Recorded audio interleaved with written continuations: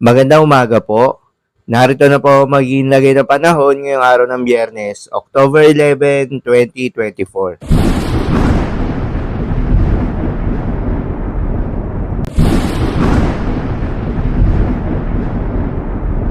Sa kasalukuyan na tanging sa pag-asa, northeasterly wind flow o hangin mula sa hilagang silangan ang patuloy na nakakaapekto sa may northern Luzon.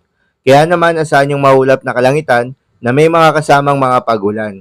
Habang sa nalalabing bahagi naman ng ating bansa, ay patuloy naman ang epekto nitong mga localized thunderstorms.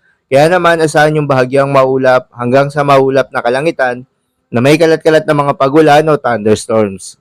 Magandang balita naman dahil ayon sa pag-asa ay wala tayong binabantayan na low pressure area o bagyo sa loob o malapit sa Philippine Area of Responsibility na maring makaapekto sa ating bansa.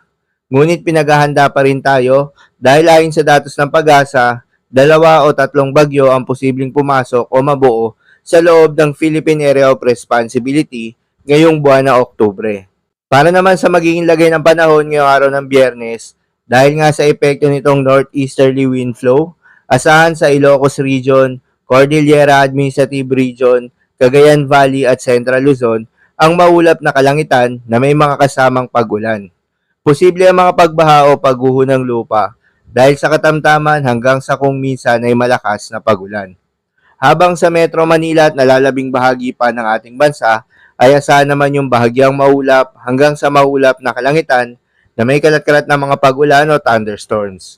Dulot naman yan ng mga localized thunderstorms. Posible rin na mga pagbaha o pagguho ng lupa during severe thunderstorms. Madalas nabobuo mga thunderstorms na ito tuwing hapon o gabi na nagtatagal ng 1 hanggang 2 oras. Kaya naman ingat sa mga posibleng banta ng pagbaha o pagguho ng lupa. Para naman sa lagay ng mga dagat baybayin, ayon sa pag-asa ay walang nakataas na gale warning sa anumang seaboards ng ating bansa. Kaya naman malayang makakapamalaot yung mga kababayan nating mangingisda at yung may mga maliliit na sasakyang pandagat dahil inaasahan yung banayad hanggang sa katamtaman ng mga pag-alon.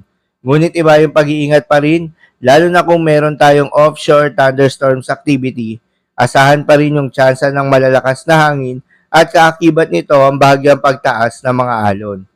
So yun lamang po para sa lagay ng panahon ngayong araw ng Biyernes. Keep safe everyone.